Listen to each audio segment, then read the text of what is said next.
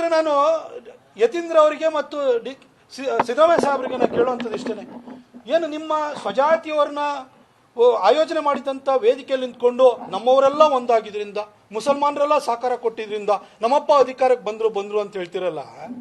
ನಿಮ್ಮಪ್ಪ ಚಾಮುಂಡೇಶ್ವರಿ ಕ್ಷೇತ್ರದಲ್ಲಿ 4 ಸಾರಿ ಗೆಲ್ಲಬೇಕಾದ್ರೆ ಒಕ್ಕಲಿಗರು ಓಟ್ ಹಾಕ್ತಲೇ ಗೆದ್ರ? ನಿಮ್ಮನ್ನು ಬೆಳೆಸಿದಂಥ ಕೆಂಪೇಗೌಡರು ಒಕ್ಕಲಿಗರಲ್ವಾ? ಆಯ್ತು, ವರುಣದಲ್ಲಿ ನೀವು ಮತ್ತೆ ಗೆದ್ರಲ್ಲ, ಅಲ್ಲಿ ಲಿಂಗಾಯತರು ಓಟ್ ಹಾಕ್ತಲೇ ಗೆದ್ರ? ಈ ರಾಜ್ಯದಲ್ಲಿ ಕಾಂಗ್ರೆಸ್ ಸರ್ಕಾರ ಅಧಿಕಾರಕ್ಕೆ ಬರೋದಕ್ಕೆ 39 ಸೀಟನ್ನು ಕೊಟ್ಟಿದಾರಲ್ಲ ಲಿಂಗಾಯತರು, ಅವ್ರು ನಿಮಗೆ ಓಟ್ ಹಾಕಿಲ್ವಾ? 39 ಜನ MLAಗಳಿಲ್ವಾ? 16 ಜನ ಒಕ್ಕಲಿಗ ಸಮುದಾಯದ MLAಗಳಿಲ್ವಾ? ಬೇರೆ ಯಾವ ಜಾತಿಗಳು ನಿಮಗೆ ಓಟ್ ಹಾಕಿಲ್ವಾ? ಹಂಗಾರೆ ನಿಮ್ಮಪ್ಪಗೆ ಸ್ವಜಾತಿಯವರು ಮತ್ತು ಮುಸಲ್ಮಾನರು ಇಬ್ಬರೇ ಓಟ್ ಹಾಕ್ಬಿಟ್ಟು ಬಂದಿದ್ದಾರೆ.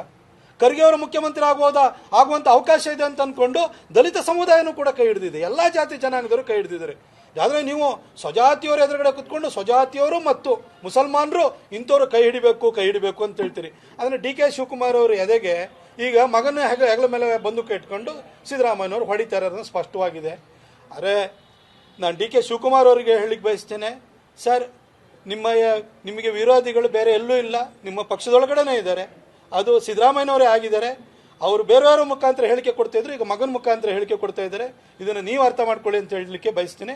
ಹಾಗೂ ಕರ್ನಾಟಕದ ಮಹಾಜನತೆ ಹೇಳುವಂಥದ್ದು ಇಷ್ಟೇ, 39 ಸೀಟ್ಗಳನ್ನ ಕೊಟ್ಟಿರುವಂಥ ಲಿಂಗಾಯತ ಸಮುದಾಯ ಇರ್ಬೋದು, DK ಶಿವಕುಮಾರ್ ಅವರು ಮುಖ್ಯಮಂತ್ರಿ ಆಗ್ತಾರೆ ಅಂತ ಹೇಳಿ ಅವ್ರನ್ನ ಕೈ ಹಿಡಿದಿರುವಂಥ ಒಕ್ಕಲಿಗ ಸಮುದಾಯ ಇರ್ಬೋದು, ನಾಯಕ ಸಮುದಾಯ ಇರ್ಬೋದು, ಅಥವಾ ಇನ್ಯಾಲ್ಲ ಬೇರೆ ಬೇರೆ ಜಾತಿ ಜನಾಂಗಗಳಿರ್ಬೋದು, ಖರ್ಗೆ ಅವರು ಮುಖ್ಯಮಂತ್ರಿ ಆಗ್ತಾರೆ ಅಂತ ಹೇಳಿ ಕೈ ಹಿಡಿದಿರುವಂಥ ದಲಿತ ಸಮುದಾಯ ಇರ್ಬೋದು, ನಿಮ್ಮೆಲ್ಲರಿಗೂ ಕೂಡ ದೋಖ ಆಗಿದೆ ಅನ್ನೋದನ್ನ ಇವತ್ತಾರು ಅರ್ಥ ಮಾಡ್ಕೊಳ್ಳಿ. ಸಿದ್ದರಾಮಯ್ಯನವರು ಚೇರ್ ಬಿಡೋರಲ್ಲ, ಎಲ್ಲರ ಕೈಲಿ ಹೊಡೆದಾಡಿಸ್ಕೊಂಡು ಅವ್ರು 5 ವರ್ಷ ಮುಂದುವರಿಯೋರು.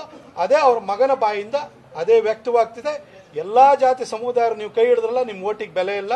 ಅವರಿಗೆ ಏನಾದ್ರು ಬೆಲೆ ಇದ್ರೆ ಸ್ವಜಾತಿಯವರು ಮತ್ತು ಮುಸಲ್ಮಾನರಿಗೆ ಅಷ್ಟೇ ಅವ್ರು ಕರೆ ಕೊಡ್ತಾ ಇರೋಂಥದ್ದು. ಇದನ್ನ ಅರ್ಥ ಮಾಡ್ಕೊಳ್ಳಿ ಅಂತ ಹೇಳಿ ಬಯಸ್ತೀನಿ.